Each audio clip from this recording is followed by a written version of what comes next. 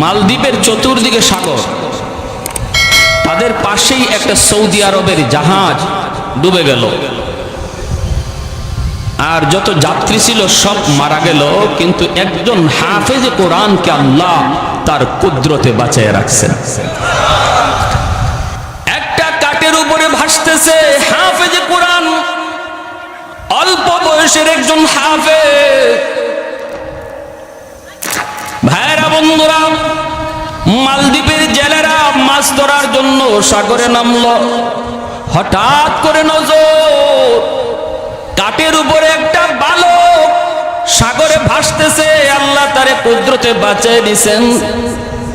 জেলেরা যায় তার কাছে যায়, নৌকায় উঠাইল। ওই হাফেজ কোরআন, যেই বালক, তার সিনার মধ্যে আল্লাহর 30 পারা কোরআন। কোরআন বাহাদুরি করে সিনায় নেওয়া যায় না, আল্লাহর কালাম বাহাদুরি করে সিনায় নেওয়া যায় না। আল্লাহর কালাম ওই সিনার মধ্যেই ঢুকে, যেই সিনায় আল্লাহ পাক নিজে ঢুকায়া দেয়। এজন্য ওই হাফেজে কোরআনকে তারা নৌকা উঠাইলো। কিন্তু ওই জেলেরা, তারা তো হাফেজে কোরআন কাকে বলে চেনে না, জানে না। কোরআনের হাফেজের মহত্ব বরত্ব জানে না, জানার কথাও না, কারণ তারা ইসলাম কি জিনিসটাও বুঝে না। নৌকায় করে মালদ্বীপ বাজারে উঠাইলো। তখনকার সময় মানুষ বেচাকেনা হইতো। এই ছোট্ট বালক, যার সিনার মধ্যে আল্লাহর 30 পারা কোরআন রয়েছে, আল্লাহর গোলাম, বাজারে উঠাইলো তারে বিক্রি করার জন্য। অনেক কাস্টমার আসে তারে কেনার জন্য, কিন্তু এমন পয়সা চায়, এমন টাকা চায়, কেউ সাহস করে না তারে কেনার। কিন্তু ওই এলাকার একজন হিন্দু মহিলা ছিল, বড় ধনী। ওই মহিলার সম্পদের কোনো অভাব নাই, কিন্তু একটা ছেলে সন্তানের বড় অভাব আছে, শুধু একটা মেয়ে সন্তান। ছেলে সন্তান তার নাই। মহিলা চিন্তা করলো, সম্পদ দিয়ে আমার কি হবে? কারণ আমি যদি বৃদ্ধ হয়ে যাই, আমাকে পালবে কে, খাওয়াবে কে? মেয়েটারে বিয়ে দিয়ে দেব, পরের বাড়িতে চলে যাবে। একটা ছেলের প্রয়োজন। খবর পেয়ে সে বাজারে গেল, যায় জেলেদেরকে বলল, টাকা যা লাগে তোমরা নিয়ে নাও, বিনিময়ে আমাকে, ছেলেটা আমাকে দিয়ে দাও, আমার সন্তান বানায় তারে আমি পালব। হাফেজে কোরআন চলে আসলো হিন্দু মহিলার ঘরে। দিন যায় রাত যায়, মহিলাকে মা কয়ে ডাকে, বোনটা তারে ভাইয়া কয়। দিন যাইতেছে আরামে, কোনো অসুবিধা নাই, ভালোই চলছে। এইদিকে হঠাৎ করে হাফেজে কোরআন দেখতে পেল মহিলা কান্দে। মা তুমি কেন কান্দো? মহিলা তখন ডাক দেয়া কই, বাবা আমি কেন কান্দি? এটা তোমার কাছে বলে কোনো সমাধান পাওয়া যাবে না রে বাবা। এরপরও তুমি বারবার যখন জিগাইতেছো, মা বলি, বাবারে শোনো, মালদ্বীপ শহরে প্রতি বৎসর নির্দিষ্ট তারিখে একটা সিডর হয়, জলোচ্ছ্বাস হয়। ওই সিডরে অসংখ্য অগণিত মানুষ মারা যায়। বাদশাহ জ্যোতিষীদেরকে বলল, গণিকদেরকে বলল, তোমরা গণনা করে বের করো, জ্যোতিষী বিদ্যা পড়ে বের করো, কেন প্রতি বৎসর নির্দিষ্ট তারিখে রাত যখন 12টা বাজে তখন কেন সিডর হয়, জলোচ্ছ্বাস হয়? কারণটা কি একটু গবেষণা করে বের করো। জ্যোতিষীরা জ্যোতিষী বিদ্যা পড়ে বের করলো, গণকরা গণনা করো, তারা জানায় দিল এটা একটা খবিস জিন্নাতের কারসাজি, একটা দেও দানবের কারসাজি। যদি ওই দেও দানবের কাছ থেকে সিডর থেকে বাঁচতে হয়, তাহলে নির্দিষ্ট তারিখে সাগরের পারে যে রাম মন্দির, ওই রাম মন্দিরে সুন্দরী কুমারী একটা মেয়েকে রেখে দেওয়া লাগবে। আর ওই মেয়েটাকে ওই খবিস জিন্নাত দেও দানব তারা খেয়ে ফেলবে, হত্যা করে ফেলবে। এরপরে সিডর হবে না, ভোগ দিলে পরে সিডর হবে না, ওরা কোনো ক্ষতিও করবে না। বাদশাহ জানায় দিল, আমার রাজ্যের সুন্দরী মেয়েদের তালিকা তৈরি করে দাও। প্রতি বছর লটারি হয়, এই বছর লটারিতে আমার একমাত্র মেয়ে, যে তোমাকে ভাইয়া কয়, আমার মেয়ে হয়ে গেছে, আমাকে নোটিশ দেওয়া হয়েছে সন্ধ্যা হলে সরকারি সৈন্য আমার দরজার সামনে হাজির হবে, হইয়ে আমার মেয়েটাকে তারা জোরপূর্বক নিয়ে যাবে। বাবা এজন্য কাঁদতেছি, বাবা বলো না আমি তো একজন মা, মা জানে সন্তানের দরদ। আজকে যেই মেয়েটারে এত আদর করে এত সোহাগ দিয়া নিজের হাতে বড় করলাম, চোখের সামনে মেয়েটা আজকে কোরবানি হবে, চোখের সামনে মেয়েটা আজকে মৃত্যুর ঘাটে যাবে, আমি মা কেমনে সেটা শুই? এজন্য আমি কাঁদতেছি। হাফেজ কোরআন তখন কয়, মা গো টেনশন করো না, মা তুমি কোনো টেনশন করো না, যদি এটা খবিস জিন্নাতের কারসাজি হয়, দেও দানবের কারসাজি হয়, দেও দানবের চেয়েও পাওয়ারফুল শক্তি আল্লাহ আমার সিনার ভিতরে রেখে দিয়েছে। সমাধান দিব আমি, সমাধান দিব আমি, কোনো টেনশন নাই, আমার বোনের কোনো ক্ষতি করতে দেব না।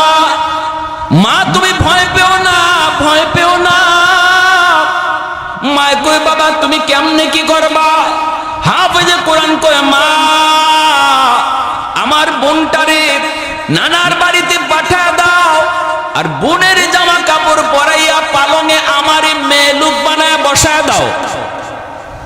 আমার দাড়ি উঠে নাই, মুছ উঠে নাই, আমাকে দেখলে ওরা বুঝবে না আমি যে একটা ছেলে। মেয়ে লোকের পোশাক পরে যদি আমি বসা থাকি, আমাকে ওরা মেয়ে লোক মনে করে নিয়ে যাবে, নিয়ে যাক, তারপরে যা হয় আমি সেটা বুঝবো। মা তখন কান্দে, না রে বাবা না, বড় আশা করে তোমাকে এনেছি, না তোমাকে আমি হাতছাড়া করতে পারবো না, তুমি যদি চলে যাও, তোমার যদি কোনো ক্ষতি হয়, আমি মা কাকে নিয়ে স্বপ্ন দেখব, কাকে নিয়ে আমি বাঁচবো? মা যেতে দেয় না, মা প্রস্তাবে রাজি হয় না। কিন্তু হাফেজ কোরআন কয়, মা গো কেন তুমি টেনশন করো গো মা, আমি কথা দিলাম আমার বিন্দু পরিমাণ কোনো ক্ষতি হবে না, হতে পারেই না, কারণ আল্লাহর 30 পারা কোরআন আমার সিনায়।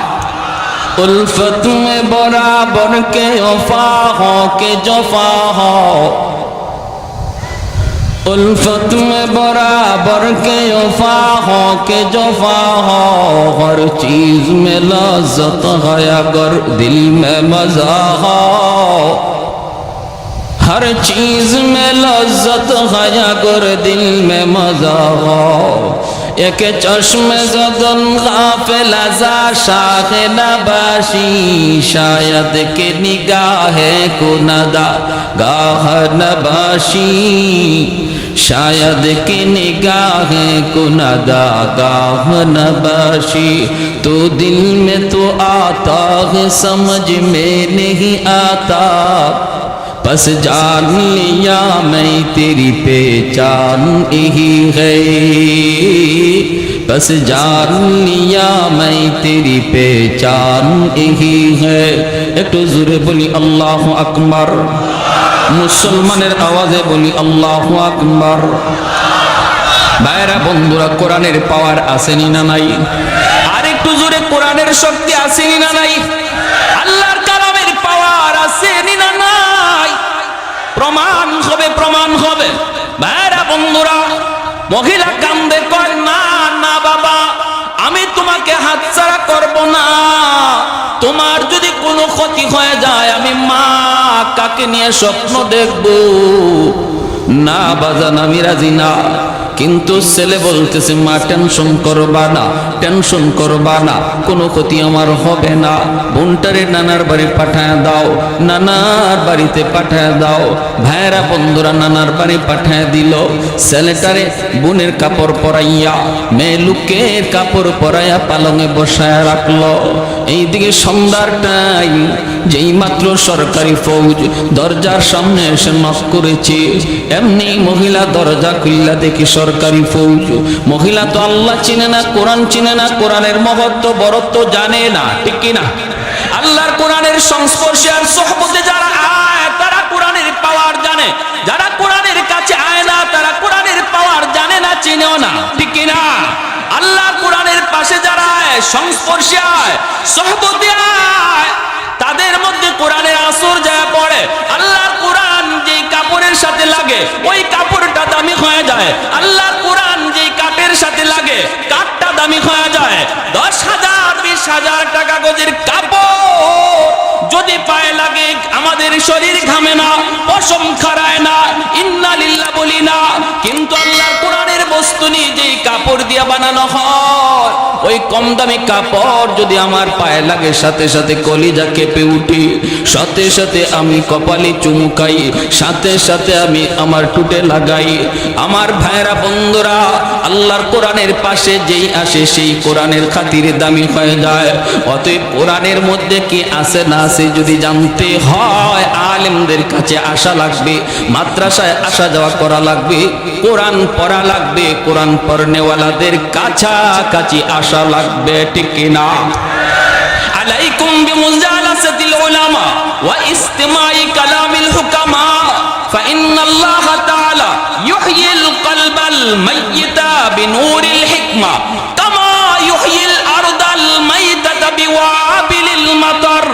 এজন্যই নবী বলেন উম্মতের দল, ফিতনার জমানায় যদি ঈমান বাঁচাতে চাও একা একা হাঁটবা না, নিজেরে তুমি বড় কিছু মনে কইরা না। যদি দৌলতে ঈমান ফিতনার জমানায় তোমার বাঁচাইতে হয়, আমি নবী ভবিষ্যৎবাণী করে গেলাম আমার উম্মতের উলামায়ে কেরামের সাথে মিলেমিশে থাকবা। উলামায়ে কেরামের সাথে যাদের সম্পর্ক থাকবে নবীর হাদিসের ভাষায় তার ঈমান হেফাজত থাকবে। আর যারা বলবে যে আলেম উলামা লাগবে না, আমি কি কম বুঝি? বাংলায় কোরআন বের হয়ে গেছে, তাফসীর বাংলায় বের হয়ে গেছে, এখন ইমাম সাহেব কেন লাগবে, মাদ্রাসা কেন লাগবে? বুঝবেন খুব কম দিনের ভিতরেই শয়তান তার দলে নিয়ে যাবে।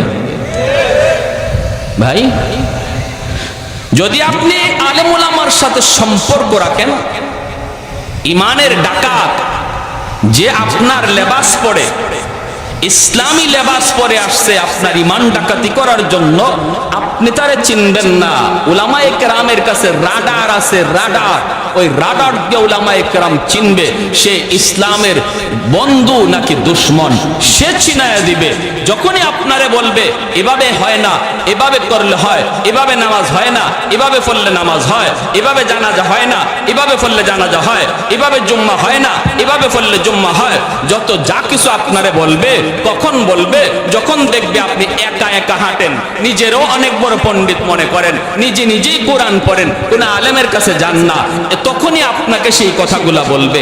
আর যখনই দেখবে আপনার সম্পর্ক ইমাম সাহেবের সাথে, সম্পর্ক মাদ্রাসার সাথে, সম্পর্ক মুফতি মুহাদ্দিসের সাথে, তখন আপনার ধারে কাছেও আসবে না। এটাই আমার নবী বলে গেছে, এই কথাটাই আল্লাহর নবী বলে গেছে। সাবধান, সাবধান, আল্লাহর দোহাই। আপনি বাংলা পড়তেছেন, কোরআন পড়তেছেন, আমি নিষেধ করি না, পড়েন, কিন্তু পড়ার পরেও বোঝাটা বুঝতে হবে একজন আলেমের কাছ থেকে, ঠিক কিনা ভাই?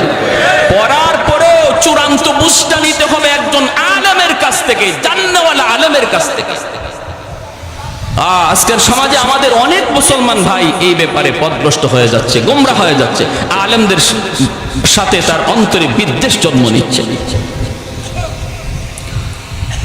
আমার ভাইরা বন্ধুরা, হাফেজে কোরআন যতই মহিলাকে বোঝায়, মহিলা তো বুঝ মানতে রাজি না। দরজা খোলার পর যখনই দেখলো সরকারি ফৌজ, সাথে সাথে কয় রাম রাম রাম। আসেনি না? হ্যাঁ, ভয় পাইলেই কয় রাম রাম রাম। হাফেজে কোরআন মনে মনে কয় মারে তোমার রামে বাঁচাইতো না, বাঁচাইবে আমার আল্লাহ। ঠিক ঠিক। অবাক কিছু দেখলে ওরা রাম রাম, অবাক কিছু দেখলে ভগবান কইতে দেরি করে না। কিন্তু ভাইরা, ইসলাম এটা বলে না। বটগাছ কোনোদিন দেবতা হতে পারে না, গঙ্গা কোনোদিন দেবতা হতে পারে না, তুলসী গাছ কোনোদিন দেবতা হতে পারে না, গাভী কোনোদিন দেবতা হতে পারে না। অবাক কিছু দেখলেই যদি খোদা মনে করো, এজন্যই তো 33 কোটি দেবতা হইছে। কাবা শরীফে ছিল মাত্র 360টা দেবতা, এরপরে যা দেখে ইডেরই খোদা কয়, কইতে কইতে 33 কোটি। ঠিক না? উসমান হারুনি আল্লাহর বহুত বড় ওলি, আল্লাহর বহুত বড় ওলি উসমান হারুনি খাজা মঈনুদ্দিন চিশতি রহমতুল্লাহি আলাইহির উস্তাদ খাদেম নিয়ে রওনা দিয়েছেন। শীতের রাত, ওযু করবেন, একটু ওযুর পানি গরম করা লাগবে। খাদেমকে বলতেছেন, বাবা দেখ তো কোথাও একটু আগুন পাওয়া যায় কিনা। খাদেম তালাশ করে করে পেয়ে গেল কিছু আগুন। আগুনের চতুর্দিকে মানুষজন দাঁড়ায় দাঁড়ায় আগুনের পূজা করে আর উলু উলু উলু উলু দেয়। খাদেম যায় বলতেছে, ভাই রে তোমরা একটু আগুন দিবানি? কয় কেন? কয় উস্তাদের ওযুর পানি গরম করব। সাথে সাথে অগ্নি পূজারীর দল, ওদের মাথা গরম হয়ে গেল। কই কি আমরা আগুনের পূজা করি, এই আগুন নিয়ে তুমি ওযুর পানি গরম করবা? ভাগো মিয়া। কয় দেও না ভাই, একটু আগুন নিলে কি আগুন কমবে নাকি? কয় কমবে কি বাড়বে তা জানি না, তবে আগুন দিমু না। চলে গেলেন, যা উস্তাদকে বলতেছেন, উস্তাদজি আগুন তো পাইছি কিন্তু আগুন ওরা দিবে না কেন? কয় ওরা আগুনের পূজা করে। আল্লাহর ওলি উসমান হারুনি কয় আমাকে নিয়ে যাও। ইনি আসলেন, আইসে ইনি আবার আগুন চাইলেন, দিতে নারাজ। কেন দিবা না? কয় আগুনের পূজা করি। কেন পূজা করো? কয় বাপে করছে, দাদায় করছে। কেন করছে? কয় আগুন মরার পরে জ্বালাবে না। আগুনের পূজা করলে আগুন মৃত্যুর পর জ্বালাবে না, মায়া করবে, মায়া করবে। আল্লাহর ওলি উসমান হারুনি কয় এত বৎসর যাবত আগুনের পূজা করো, তখন একটু যাচাই করে দেখো আগুন তোমাদেরকে মায়া করবে কি করবে না। দুনিয়াতে আঙ্গুলটা আগুনের ভিতর দিয়া দেখো, আগুন আঙ্গুল জ্বালায় কি জ্বালায় না। যদি দুনিয়াতে আঙ্গুল না জ্বালায় তাহলে বুঝবা মরণের পরেও জ্বালাবে না। আর যদি দুনিয়াতে আঙ্গুল জ্বালায়, বোঝা গেল 60 বছর 70 বছরের পূজা আগুনে তোমাকে রেহাই দিবে না। অগ্নি পূজারীরা কয় মৌলবী বুঝছি তুমি আসছো আমাকে আগুনে জ্বালানোর জন্য। আগুনের স্বভাবটাই তো জ্বালানো, আগুনে কিছু দিলেই তো আগুন জ্বালায়, আগুনে কারে না জ্বালায়। উসমান হারুনি কয় কি কইছো তোমরা পাগল আহমাক? আগুনের স্বভাবটাই জ্বালানো নয়, আগুন চাইলেই জ্বালাইতে পারে না। আগুনের মালিক যদি আদেশ দেয় তবে আগুনে জ্বালায়, আর যদি মালিক আদেশ না দেয় আগুন জ্বালানোর কোনো ক্ষমতা নাই। যদি আগুন নিজেই জ্বালাইতো তাহলে ইব্রাহিম খলিলুল্লাহকে কেন জ্বালাইল না? আওয়াজ দেয়া বলেন ঠিক কিনা? যদি আগুন চাইলেই জ্বালাইতো মুসা কালিমুল্লাহরে তুর পাহাড়ে কেন জ্বালাইল না? পুরা তুর পাহাড়টা জ্বলে ছাই হয়ে গেল। আল্লাহ বলতেছে রে আগুন সাবধান, আমার মুসার একটা পশম পর্যন্ত যেন না জ্বলে। সুবহানাল্লাহ, আর একটু জোরে সুবহানাল্লাহ। ওই অগ্নি পূজারীরা কই মৌলবী ইব্রাহিম বুঝি না, মুসা বুঝি না, তুমি কিছু পারবা কিনা বলো, তুমি কিছু পারবা কিনা বলো। উসমান হারুনি বলে তাহলে তোমরা বুঝি দেখতে চাও? হ দেখতে চাই। এই কথা বলতে আল্লাহর ওলি উসমান হারুনি ছোট্ট একটা বাবু পাশে দাঁড়ায় রয়েছে, ওদেরই ছেলে। এই ছোট্ট বাচ্চাটারে কোলে লইয়া আল্লাহু আকবার বইলা একটা লাফ দিয়া আগুনের ভিতরে চলে গেলে। এখন তো শুরু হইছে Ram Ram Ram Ram Ram, high high high, মৌলবী মরছে মরুক, জ্বলছে জ্বলুক, আমাদের বাচ্চাটার কি দোষ ছিল? হঠাৎ করে আগুনের ভিতর ওরা তাকায়, তাকায় দেখি আল্লাহু আকবার, ঘটনা কি? মৌলবী যে বাচ্চাটারে নিয়ে আগুনের ভিতরে ঢুকলো, আগুন তাদের চারপাশ দিয়ে দাও দাও করে জ্বলে, কিন্তু আগুন তাদের গায়ে লাগে না। বাচ্চাটারে নিয়ে উসমান হারুনি আগুনের ভিতরে তিনি আদর করতেছেন, চুমুকাইতেছেন, মায়া করতেছেন। এই দৃশ্যগুলি ওরা আগুনের বাকি থেকে দেখলো।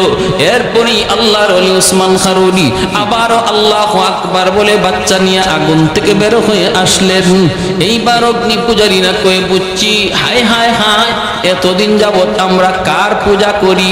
আগুন তো ভগবান না, ভগবান তো হলো যে আগুনে ফরছে অথচ আগুন জ্বালাইছে না। বুঝছেন? ওসমান হারুনের পায়ে সেজদা করা শুরু করে দেয়। যেই মাত্র ওনার পায়ে সেজদা দেয়, আপনিই ভগবান, আপনি ভগবান, তখন তিনি লাঠি দিয়ে আঘাত করে বলতেছে, আহাম্মকের দল, তোমরা তো অবাক কিছু দেখলে খোদা কইতে দেরি করো না। আরে আমি, এটা আমার কোনো কেরামতি নয়, আগুনে আমারে জ্বালাইছেন, এটা আমার কোনো বাহাদুরি নয়, আগুনের মালিকের উপর আমি বিশ্বাস করেছি। তোমরাও যদি আগুনের মালিকের উপর বিশ্বাস করো, ঈমান আনো, আগুন তোমাদেরকেও জ্বালাবে না। সাথে সাথে ওরা কালেমা পড়ে মুসলমান হয়ে যায়। मैं तालिब मौला हूँ मेरे इश्क़ निराला, मैं तालिब मौला हूँ मेरे इश्क़ निराला, है जुमला जहाँ जिनके तजल्ली से उजाला, है जुमला जहाँ जिनके तजल्ली से उजाला, मदरुद जहाँ गैर खुदा यार नदारम, जुज़ियात खुदा ही चदिगुर कार नदारम, जुज़ियात खुदा ही चदिगुर कार नदारम। একটু জোরে বলি আল্লাহু আকবার। এজন্যই মহিলা যেই মাত্র রাম রাম কয়ে, হাফেজ কোরআন কয়ে, মা নীরব, চুপ থাকো। সরকারি ফৌজগুলি ভিতরে ঢুকছে, দুইটা ওরা দরজার দিকে তাকাইছে, খাটের উপরে বসা আছে এত সুন্দরী একটা মেয়ে। বলুন তো আপনারা, মেয়ে না ছেলে? চেহারার মধ্যে মোছ নাই, দাড়ি নাই, কম বয়সে হাফেজ কোরআন বাংলাদেশে আসেনি না নাই? শুধু আছে তা নয়, বিশ্ব মানচিত্রে যে কয়জন বাংলাদেশের নাম দুনিয়া জুড়ে উজালা করেছে, সবাই কম বয়সের, এখনো দাড়ি মুস্তাদের উঠে নাই, ঠিক কিনা? বাংলাদেশের নাম সুনাম যারা বয়ে আনলো, তারাই হলো কোরআনের পাখি, এদেশের সম্পদ, ঠিক কিনা? দুর্ভাগ্য, দুর্ভাগ্য আমাদের কপাল পুরলো, যাদের খাতিরে দেশ বাংলার জমিনে মানচিত্রে পরিচিত হলো, আজকে তাদের কদর আমাদের সমাজে আর দেশে হয় না। আহা ভাইরা আমার, ওরাই নিজেরাই কয়, হায় হায় এত সুন্দর মেয়ে, এত সুন্দর মেয়ে তো কোনোদিন দেখি নাই, হায় রে এত সুন্দর মেয়েটারে আজকে আমরা বলি দিব। সুন্দর তো হবেই, কারণ দেশ হলো নবীর দেশ, নবীর দেশে যার জন্ম, চেহারা তো সুন্দর হবেই। নিয়ে যাইতেছে, নিয়ে যাইতেছে, নিয়ে যাইতেছে হাফেজ কোরআন। ভাইরা বন্ধুরা, ওই যখন রাম মন্দিরে যায় রেখে দিল, মন্দিরে ঢুকার পরে সে মেয়ে লোকের পোশাক খুলে ফেলবো, লুকায় এসে তার নিজের পোশাক নিয়ে নিল, যায় নামাজটাও নিয়ে নিল। মন্দিরে ঢুকেই হাফেজ কোরআন যায় নামাজ বিছাইয়া আল্লাহর কুদরতি কদমে সেজদায় পড়ে গেল। জানালা দিয়া তাকায়, রাত যখন 12টা বাজবে, সরকারের পক্ষ থেকে পাগলা ঘন্টা বাজানো হবে, সিগন্যাল দেওয়া হবে, সিডর হওয়ার সময় হয়ে গেছে, সবাই সতর্ক হয়ে যাও। যেই মাত্র 12টা বেজে গেল, হাফেজে কোরআন তাকায় দেখলো, ওই যে সাগর থেকে দেখা যায় বিশাল আকারে পানি উপরে উঠতেছে, পানির উপরে আবার আগুন দেখা যায়। সাথে সাথে সে আল্লাহর কোরআনের সূরা ইয়াসিন তিলাওয়াত শুরু করে দেয়। তিলাওয়াত শুরু করে আর কয়, মালিক আজকে প্রমাণ হবে, প্রমাণ হবে দেওদানবের পাওয়ার বেশি নাকি তোমার কোরআনের পাওয়ার বেশি। আজকে প্রমাণ হবে সিডরের পাওয়ার বেশি নাকি তোমার কোরআনের সূরা ইয়াসিনের পাওয়ার বেশি। ভাইরা বন্ধুরা, যেই মাত্র পানিটা আসতেছে দানবের রূপ ধারণ করে, সাথে সাথে সূরা ইয়াসিন পড়ে সে একটা ফু দিল। ফু দেওয়া মাত্রই আল্লাহ পাক রব্বুল আলামিন ওই সূরা ইয়াসিনকে অ্যাটম বোমার মতো শক্তিশালী বানায়া পাহাড়ের মতো উঁচু হওয়া পানির মোকাবেলায় আল্লাহ পাঠায়া দিলেন। আল্লাহু আকবার, জোরে বলেন। পানির মোকাবেলায় আল্লাহ পাক পাঠায়া দিলেন। ভাইরা বন্ধুরা, আল্লাহর কালামের আসর আসেনি না নাই? আল্লাহর কালামের আয়াতের আসর আসেনি না নাই? বিবারিয়ার হুজুর রাহিমাহুল্লাহ, ফখরে বাঙ্গাল রাহিমাহুল্লাহ, ওনাকে একদিন এক নাস্তিক কয়, হুজুর হুজুর মানুষে আইয়া আপনাদেরকে কয়, হুজুর একটু ফু দেন, ফু দেন, ফু দেন। এই যে ফু দেন, একটা বাতাস ছাড়লেন, এটা কি হইল? এভাবে মানুষদেরকে আপনারা ধোঁকা দিয়া কতদিন চলবেন? ওইটা ওই বর্তমান নাস্তিকদের সাথে মিল আসেনি না নাই? হ্যাঁ, জান্নাত জাহান্নাম কোত্থেকে আসলো? জান্নাত জাহান্নাম তো হইব কিয়ামত আর পরে। হুজুরে যে মেরাজের ওয়াজ করতে গিয়ে জান্নাত জাহান্নামের কথা বললো, জান্নাত জাহান্নাম তো আল্লাহ বানাইছে ওই না, নাউজুবিল্লাহ। কয় কেমন পণ্ডিতের পণ্ডিত বুঝেন। আবার কয় হুজুর মেরাজে গেছেন, এই সময় আপনি এই কি পাইলেন কোত্থেকে? এই সময় তো কোরআনই নাজিল হয় নাই। কেমন পণ্ডিত! কোরআন কখন নাজিল হইছে এটাই জানে না, আর আসছে একজন মুফতি সাহেবের, একজন মুহাদ্দিস সাহেবের ভুল ধরার জন্য। এই নাস্তিকও কয়, হুজুর এই মানুষ একটু পানি ভরা চায়, আর আপনারা পানি ফু দেন অথবা গায়ে ফু দেন, এই যে একটা বাতাস দিলেন, এই ধোঁকাবাজি করে আর কতদিন চলবে? নাউজুবিল্লাহ, জোরে কম। হুজুর বলতেছে আমি কোরআনে আয়াত করে ফু দেই, এতে কিছু হয় কি হয় না এটা তোমার বুঝে আসে না। কয় না, এটা একটা বাতাস, তো ফু দিলেন বাতাস, এটা কি হবে? আল্লাহর ওলি ফখরে বাঙ্গাল রহমতুল্লাহ আলাইহি বলেন, তুমি বুঝবা কেমন করে? তুমি তো একটা জারজ সন্তান, তোমার তো বাপেরই ঠিক নেই। যে এই কথা বলছেন, হের চেহারা লাল হইয়া বডি ফুলে গেছে, হাত পা গুছাইতেছে, হুজুরে এখনই ধরবে। মৌলভী এত বড় কথা আমারে বলছো? পুরা বডি ফুলে গেছে, গুসায় চেহারা লাল হয়ে গেছে, মানুষজন জমা হয়ে গেছে। মানুষ রাখ রাখ রাখ, কি হয়েছে? কি হয়েছে কয় না। মৌলভী আমরা কইল কি? হুজুর কি কইছেন? হুজুর কয় আমি তারে কইছি হে একটা জারজ সন্তান, একটা হারামজাদা, ওর বাপের ঠিক নাই। মানুষে কয় হুজুর আপনি অত বড় একজন হুজুর, হুজুর এই গালিটা কেমনে দিলেন? হুজুর বলতেছে হাইসা হাইসা হুজুরে কয়, আমি যে তারে গালি দিছি মূলত গালি না, আমি তারে জবাব দিছি, জবাব। সে যা জানতে চাইছে ওটা জানাইছি। কেমন? হে জানতে চাইছে যে আমরা যে কোরআনের আয়াত পড়ে ফু দেই, এই ফুতে কি হয়? ফু তো একটা বাতাস, এই বাতাসে তো কিছু হওয়ার কথা না, আমরা নাকি এরকম ফু ফা দিয়া ধোঁকাবাজি করি। এটা বুঝাইছে তারে। কেমনে বুঝাইছেন? বুঝো না তোমরাও? আমি যে ওরে হারামজাদা বলছি, এটা একটা বাতাস ছাড়ছি, বাতাস। কি ছাড়ছি? ভালো করে বুঝছেন? তারে কি মারছি? না। তারে কি ইটা মারছি? না। তারে কোনো ধরনের টাচই আমি করি না, শুধু একটা বাতাস ছাড়ছি। এই বাতাসটাও একটা নাপাক বাতাস, একটা গালি। এতে করে দেখেন তার চেহারা লাল হয়ে গেছে, তার বডি ফুলে গেছে। একটা নাপাক বাতাসে যদি এমন আসর থাকে, তার চেহারাটারে ফুলাইয়া দেয়, বডিটারে লাল করে দেয়। কোরআনের আয়াত পাক, কোরআনের আয়াত করে বাতাস দিলে যে আসর করে, এটা বুঝাইবার লাগে তারে গালিটা দিছে। বুঝে আসছে? আপনারা বুঝছেন? নুরউদ্দিন ঘরপুরি রহমতুল্লাহ আলাইহি সিলেটের, আমাদের সিলেটের বহুত বড় একজন আল্লাহর ওলি ছিলেন।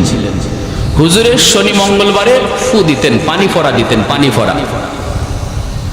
তো মানুষজন এরকম পানি নিয়ে যাইতো। তো হুজুর অনেক ব্যস্ত থাকতেন, এজন্য মাঝে মাঝে করতেন কি, মাদ্রাসার সামনে একটা পুকুর ছিল, হুজুরে ওই পুকুরের মধ্যে ফু দিয়া চলে যেতেন, আর মানুষকে বলতেন তোমরা পুকুর থেকে পানি নিয়ে দাও। তো হুজুরে পুকুরে ফু দিয়ে চলে গেছেন, মানুষের পুকুর থেকে ওই বোতল ভরে ভরে পানি নিয়ে যাইতো, কাজ হয়ে যেত। এমন একদিন এক লোক আসছে হুজুরের খুব মহব্বতের, খুব মহব্বতের, এরকম একটা কাচের জগ, এই কাচের জগ নিয়ে আসছে। অসুবিধা হইতেছে আপনাদের? এরকম কাচের জগ ভরা পানি নিয়ে আসছে। আয়েশা বলতেছে হযরত আমার একটু একটু পানি ফোড়া, হুজুর একটু ফু লাগবে। হুজুর বলতেছে, কেন? আমি তো পুকুরে দিয়ে আসলাম, তুমি পুকুর থেকে নিয়ে যাও। হুজুর আমার কেমন কেমন, হুজুর আমার এটাতে দিয়া দেন। এত বড় পুকুর, ফু দিছেন এক কোনায়, ওই জায়গায় ফু লাগে নাই না লাগছে এটাও জানি না, কোন ভাই ফু গেছে আর কোন ভাই গেছে না। আমি কোত্থেকে পানি নিব হুজুর, আমার জগটার মধ্যে একটা ফু দিয়া দেন। হুজুর বলতেছে, ও আমার ফু পুকুরের কোন দিকে গেছে আর কোন দিকে গেছে না এটা তোমার একই লইতেছে না, তোমার জগে ফু দিতাম। ঠিক আছে, জগ ধরো, কাচের জগ তুমি ধরো, আমি ফু দেই। কাচের জগটা এবার ধরে, আমাদের উস্তাদরা পাশে দাঁড়ানো, সবাই দেখতেছে, এই কাচের জগটা সেইভাবে ধরে রাখছে, আর হুজুর একটা ফু দিছেন। ফুটা দেওয়ার সাথে সাথে কাচের জগ টাস টাস করে ভেঙে পড়ে গেছে। কিসের পাশে? পুকুরে ফু দিছি তোমার একই নয় না, জগে ফু দিমো। ঠিক আছে, জগ ভালো করে দৌড়ো, জগ ওই নাই, জগ আছে, জগ ওই নাই। ওই হাফিজ কোরআন আল্লাহর কালাম সূরা ইয়াসিন পড়ে ফু দিল, আল্লাহ ওই কোরআনের সূরা ইয়াসিনকে এমন পাওয়ারফুল বোমা বানায় দিলেন, সাগর থেকে পাহাড় পরিমাণ উঁচু হয়ে যে সিডোর আসতেছে, এর মোকাবেলায় চলতেছে, সিডোর আসতেছে, আল্লাহর কোরআনও যাইতেছে। আল্লাহু আকবার, জোরে কথা। আমার ভাইয়েরা বন্ধুরা, সামনের দিকে যায়, মোকাবেলা হয়ে গেল আল্লাহর কোরআনের সাথে। মুহূর্তের ভিতরে সাগরের সিডোর, পাহাড় পরিমাণ উঁচু যে সিডোর ছিল, সাগরে আবার দেবে গেল। মুহূর্তের ভিতরে আল্লাহর কোরআন জয়ী হয়ে গেল, আর দেওদানবের কারসাজি পরাজিত হয়ে গেল। ভাইরা বন্ধুরা, সকালবেলা আসছে ওরা লাশ নেওয়ার জন্য, লাশ। কারণ প্রতিদিন প্রতি বৎসর সকালবেলা ওরা লাশ নিয়ে যায়, রাতে যদি সিডোর না হয় তাহলে মন্দির থেকে লাশ নিয়ে যায়। আসছে সরকারি ফৌজ লাশ নেওয়ার জন্য, আইসা দেখে লাশের কোনো বংশ নাই, বরং মন্দিরের ভিতরে একজন কোরআনের হাফেজ বসে বসে কোরআন তিলাওয়াত করতেছে। ইয়াসিন ওয়াল কুরআনিল হাকীম ইন্নাকা লামিনাল মুরসালিন।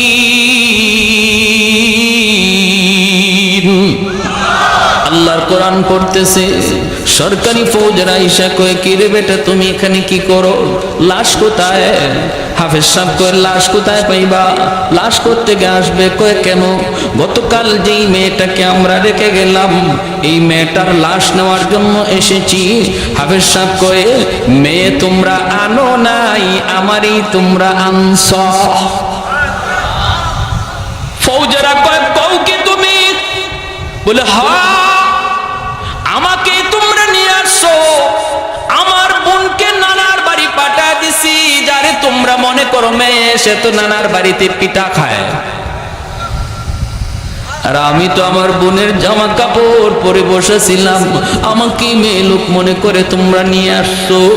তাহলে সিডোর যে হলো না, তুমি যে মরলা না, ঘটনা কি? হাফেজ সাহেব কয়ে, তোমরা কি মনে করো গো? তোমরা তো আল্লাহকে চেনো না, আল্লাহর কালাম কত পাওয়ারফুল তাও জানো না। ওই যে সিডোর তোমরা দেখো, দেওদানবের পাওয়ার তোমরা দেখো, এর চেয়ে হাজার লক্ষ গুণ পাওয়ার আল্লাহ আমার সিনার ভিতরে জমা রাখছে। সিডোর সিডোরের মতো করে উঠছে। আমি শুধু আমার মালিকের সূরা ইয়াসিন, আল্লাহর কালামের সূরা ইয়াসিন, যেই সূরা কোরআনের হৃৎপিণ্ড, ওই সূরা পড়ে শুধু একটা ফু দিয়েছি, যেখান থেকে পানি উঠছিল সেখানেই দেবে গেছে। কও কি তুমি বলে হ্যাঁ, এটা আল্লাহর কোরআনের পাওয়ার, আল্লাহর কোরআনের পাওয়ার। সাথে সাথে তারা বাদশারে জানায় দিল। বাদশাহ অবাক হয়ে গেল। বাদশাহ মন্ত্রী পরিষদ নিয়া হাফেজ সাহেবের সামনে এসে হাজির হয়ে বলতেছে, রে হাফেজে কোরআন, ও বাবা তুমি এটা কি শুনাইছো, কি বলছো? আমরা তো কোরআন বুঝি না, কোরআনের মহত্ব জানি না। বাবা আগামী বছর এই তারিখে আবার তোমাকে আমরা মন্দিরে রাখবো, আবারও তোমাকে মন্দিরে রাখবো। আমরা নদী সাগরের পারে দাঁড়ায় দাঁড়ায় দৃশ্যগুলি দেখবো, নিজের চোখে আমি দেখবো রে বাবা, নিজের চোখে দেখবো আল্লাহর কোরআনের পাওয়ার, নিজের চোখে দেখবো। যদি এমনই হয় আমি বাদশা কথা দিলাম, জনগণ সহ একদিনে কালেমা পড়ে মুসলমান হয়ে যাব। আমার ভাইরা বন্ধুরা, পরের বছর হাফেজে কোরআনকে আবার মন্দিরে রেখে দেওয়া হয়। নির্ধারিত তারিখে রাত যখন 12টা বাজে, মন্ত্রী পরিষদ লয়া বাদশা সাগরের পারে দাঁড়ানো। ঠিকই সিডর উঠতেছে আল্লাহর কালাম, ওইরা হাফেজে কোরআন মন্দির থেকে ফু দিছে। বাদশা একবার সাগরের দিকে তাকায়, আর একবার মন্দিরের দিকে তাকায়, একবার সাগরের দিকে তাকায়, আবার মন্দিরের দিকে তাকায়। হঠাৎ করে দেখে মন্দির থেকে পাওয়ারফুল একটা আগুনের লোক্কা সাগরের দিকে যাইতেছে। যেই পানিটা এত উঁচা হয়ে উঠলো, ওই পানিতে যায় আঘাত করা মাত্রই পানি আবার সাগরে দেবে গেল। বাদশার সাথে সাথে এসে বলতেছে, রে বাবা হাত বাড়ায় দে, এতদিন পর্যন্ত অন্ধকার ধর্মে ছিলাম, সত্য ধর্মের সন্ধান পাই নাই, আল্লাহর কোরআন চিনি নাই, কোরআন চিনি নাই, কোরআনের মালিককেও চিনি নাই। আজকে তোমার হাতে হাত রেখে মন্ত্রী পরিষদ সহ কালেমা পড়ে মুসলমান হলাম। একদিনে মালদ্বীপের সমস্ত জনগণ একজন হাফেজ কোরআনের হাতে হাত রেখে সবাই কালেমা পড়ে মুসলমান হয়ে যায়। ইসলামের এত বড় অবদান কোরআনওয়ালাদের, হাফেজ কোরআনদের। কিয়ামতের ময়দানে আল্লাহ পাক রব্বুল আলামিন যখন একজন কোরআনের পাখিকে বলবে যাও জান্নাতে যাও, কেমনে বলবে জানবেন? পর্দার আড়ালে আনবে আল্লাহ। আল্লাহ পাক পর্দার আড়ালে আনবে একজন আলেমকে, একজন হাফেজ কোরআনকে। আইন আল্লাহ বলবে, তুমি এই গুনাহটা কেন করেছিলা? ইয়া মাশারাল উলামা ইন্নী লাম আযা ফীকুম ইলমি লিউআযিবাকুম, আমি আল্লাহ তোমাকে কোরআন দেই নাই জাহান্নামের আগুনে জ্বালানোর জন্য। কেন তুমি এই অন্যায় করেছো? কেন তুমি এই অপরাধ করেছো? তখন পর্দার আড়ালেই হাফেজে কোরআন আলেমে দ্বীন তখন বলবে, আল্লাহ ভুল হয়ে গেছে, শয়তানের দোকায় পড়ে ভুল করে ফেলেছি। আল্লাহ পাক তখন বলবে, নেও আমি তোমাকে পর্দার ভিতরেই তোমাকে মাফ করে দিলাম। তোমাকে জিজ্ঞেস করলাম কেন ভুল করেছো, এই জিজ্ঞেস করাটাও হাসরবাসী কাউকে আল্লাহ দেখাবে না। ইযহাবু ফাকাদ গাফারতু লাকুম ওয়ালা উবালি, যাও তুমি জান্নাতে যাও, আমার কোরআনের ইজ্জতের খাতিরে কোনো পরোয়া আমি কারো করলাম না। তখনই সে কইব, আমি আমার আব্বা আম্মা ছাড়া জান্নাতে যাইব না। সুবহানাল্লাহ, আরো আস্তে কম। আল্লাহ পাক বলবে, যাও জাহান্নামের ভিতর থেকে তার বাপ মাকে নিয়ে আসো। ফেরেশতারা জাহান্নামের ভিতরে যায় তার বাপ মাকে ডাক দিবে। বাপ মা যখন উঠে আসবে তখন তার দাদা দাদি নানা নানি তার বাপ মাকে ধরবে, ধরে বলবে, বাবা রে তোমরা তোমাদের সন্তানের সুপারি আসছে, আজকে জান্নাত যাইতেছো, জাহান্নাম থেকে মুক্তি পেয়ে গেছো। কিন্তু আমরাও তো তার দাদা, আমরাও তো তার নানা নানি কম আদর করি নাই, আমরাও জাহান্নামে আজকে আগুনে জ্বলতেছি। আমার ভাইটারে আমি কত আদর করলাম, একটু যায় কইও আমাদের জন্য সুপারিশ করতো। তখন তার বাপ মা যখন জান্নাতে যাওয়ার পথে হাফেজ সাহেব যায়, আলেম যায়, সাথে সাথে বাপ মা থেমে যায়। বাপ মা থাইমে বলতেছে, না আমরাও জান্নাতে যাবো না। কেন? কই তুমি যদি তোমার বাপ মা ছাড়া জান্নাতে না যাও, আমরাও আমাদের বাপ মা ছাড়া জান্নাতে যাইব না। আল্লাহ বলবে, যাও আমার কোরআনের পাখির দাদা দাদিরে নিয়ে আসো। দাদা দাদিরে যখন তুলতে যাবে তখন ওই এলাকার, এই যে মাদ্রাসা আপনাদের, এই এলাকার মানুষজন ওই তার দাদা দাদিরে ধরবে, বাইরে তোমরা যে আজকে বের হইতেছ ভালো কথা, কিন্তু আমরা তো ওই এলাকার মানুষ, যেই এলাকার মাদ্রাসায় তোমাদের নাতিটা হাফেজ হয়েছে, আলেম হয়েছে, আমরা ওই এলাকার মানুষ, আমরা মাদ্রাসার দিকে নজর করছি, তার থাকার ব্যবস্থা করছি, তার খাওয়ার ব্যবস্থা করছি। আজকে আমরা কিছু মানুষ জাহান্নামে আটকে গেছি, তোমরা একটু যায় কইও তারে সুপারিশ করতো। তখন এই দাদা দাদি আইসা যখন এই মানুষগুলার কথা শোনাবে, কোরআনের হাফেজ আলেমে দ্বীন বলবে, আল্লাহ ওই মানুষগুলার সাহায্য না পেলে আমি তোমার কোরআন সিনায় নিতে পারতাম না। আল্লাহ তারা আমার থাকার জায়গা করে দিছে, আমার খাওয়ার ব্যবস্থা করে দিছে, আল্লাহ আমি তাদেরকে সাথে চাই। তখন আল্লাহ ফেরেশতাদেরকে বলবে, ওই মানুষগুলাকে জাহান্নাম থেকে আইনা দুইটা সারিতে দাঁড় করাও, আর মাঝখান দিয়ে আমার কোরআনের পাখিরে সারো, দেখি আমি আল্লাহ তারে কতজনে চিনে আর সে কতজনকে চিনে। তখন মাঝখান দিয়ে সারা মাত্রই প্রত্যেকে তারে চিনবে। একজনে বলবে, হুজুর আপনি আমারে চিনছেন? আনাল্লাযী সাকাইতুকা মা, আমি আপনাকে একদিন এক গ্লাস পানি পান করাইছিলাম। মায়ার নবী হাদিসে এইভাবেই বলছেন। আরেকজনে বলবে, হুজুর আপনি আমাকে চিনছেন? আনাল্লাযী ওয়াহাবতু লাকা ওযুআ, আমি আপনাকে একদিন এক বদনা ওযুর পানি দিছিলাম।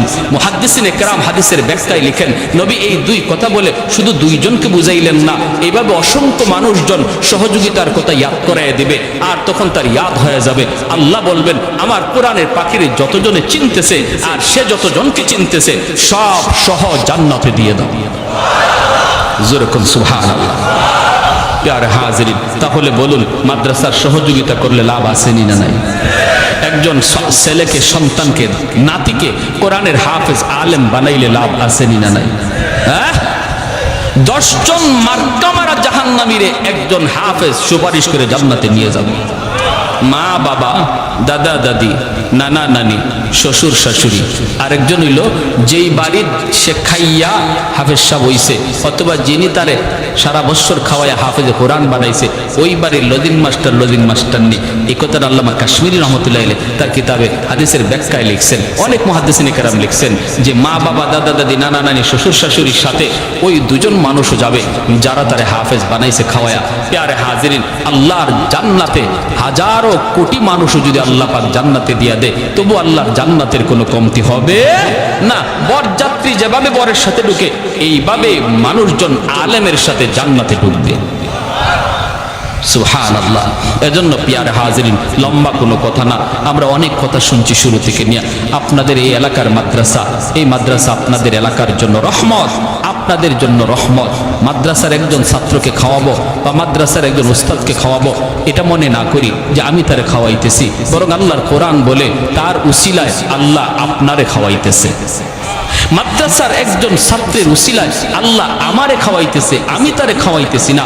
ওয়ানুনাজ্জিলু মিনাল কুরআন মা হুয়া শিফাউন ওয়া রাহমা ওয়া রাহমাতুল লিল মুমিনিন। কোরআন রহমত, মাদ্রাসা রহমত, হাফেজ কোরআন রহমত। যেই ঘরে একজন হাফেজ খায়, এই ঘরে রহমত নাজিল হয়। তার খাতিরে আল্লাহ সবাইকে খাওয়ায়। আর হাজিরিন, এজন্য ছোট ছোট বাচ্চাগুলিকে কদর করি। দেখতেছি আমরা ছোট্ট বাচ্চা, কিন্তু আল্লাহর নবী বলেছেন তার কদর কি পরিমাণ। আসমানের ফেরেশতারা দেখতেছে তার কদর কি পরিমাণ। আমি দেখতেছি ছোট বাচ্চা, এজন্য মাদ্রাসার ছোট বাচ্চাগুলিকে নাম ধরে না বলবো, মৌলভী সাহেব বলবো, মিয়া সাহেব বলবো, তারা একটা সুন্দর নাম ধরে ডাকবো। আর বাচ্চা মানুষ দোষ হবেই, ভুল হবেই, দুষ্টামি করবেই, কারণ শয়তান সবচেয়ে বেশি সময় দেয় একজন মাদ্রাসার ছাত্রের পিছনে, কারণ তার জীবনের সবচেয়ে বড় সফলতা, শয়তানের শয়তানি জীবনে সবচেয়ে বড় সফলতা যদি একজন মাদ্রাসার ছাত্ররে মাদ্রাসার লাইন থেকে আউট করতে পারে। কলেজের ছাত্রের পিছনে শয়তান এত সময় দিবে না, স্কুলের ছাত্রের পিছনে শয়তান এত সময় দিবে না যত সময় দিবে একজন মাদ্রাসার ছাত্রের পিছনে। এজন্য কিছু দুষ্টামি হবেই, কিছু দুষ্টামি করবেই, এগুলো আমরা মায়ার নজরে দেখব, ঠিক কিনা? যদি কোনো দৃষ্টিকটুর কোনো বিষয় আমরা দেখি যার দ্বারা মাদ্রাসার বদনাম হতে পারে, তখন সেটা চায়ের দোকানের সমালোচনা না করে আমরা মাদ্রাসায় এসে যেটা সমাধান হয় এভাবে আমরা বিষয়টা আলোচনা করব। আমি যদি চার দোকানে মাদ্রাসার বদনাম করি আর আমার বদনাম শুনে একজন মানুষ যদি তার ছেলেকে মাদ্রাসায় ভর্তি করা থেকে বিরত হয়ে যায়, যে মাদ্রাসায় যদি এমনই হয়, পোলারে নিয়ত করছিলাম মাদ্রাসায় পড়াবো আর পড়াবো না, আপনার কথার কারণে যদি একজন বাবা তার সন্তানকে মাদ্রাসায় দেওয়া থেকে ফিরাইয়া নিয়ে আনে, কিয়ামতের ময়দানে আল্লাহর দরবারে আপনার মতো এত বড় আসামি আর কেউ হবে না, এত বড় আসামি আর কেউ হবে না। এজন্য মাদ্রাসার মহব্বত দিলের ভিতরে তারই আছে যে ছাত্রদেরকে মহব্বত করে, উস্তাদদেরকে ভালোবাসে, মাদ্রাসার প্রতিটা ইটকে ভালোবাসে। যদি কোনো দোষ দেখে সেটা সমাজের মানুষের কাছে সেটা সমালোচনা না করে, অফিসে এসে উস্তাদের কানে কানে সেটাকে শুধরানোর নিয়তে বলে দেয়, বোঝা গেল তার দিলের ভিতরে সত্যিকার অর্থেই মাদ্রাসার মহব্বত রয়েছে। আল্লাহ আমাদের সবাইকে এই বিষয়গুলো বুঝার এবং মানার তৌফিক আল্লাহ সবাইকে দান করুন। পরিশেষে এই মাদ্রাসাকে আল্লাহ কবুল করুন, মাদ্রাসার ছাত্র উস্তাদ সবাইকে আল্লাহ কবুল করুন, মাদ্রাসার কমিটি সহ যারা মাদ্রাসার সহযোগিতা এলাকাবাসী সবাইকে আল্লাহ মাদ্রাসার খাতিরে কবুল করুন। সবাই বলি আমিন। ওয়া আখির দাওয়ানা আনিল হামদুলিল্লাহি রাব্বিল আলামিন।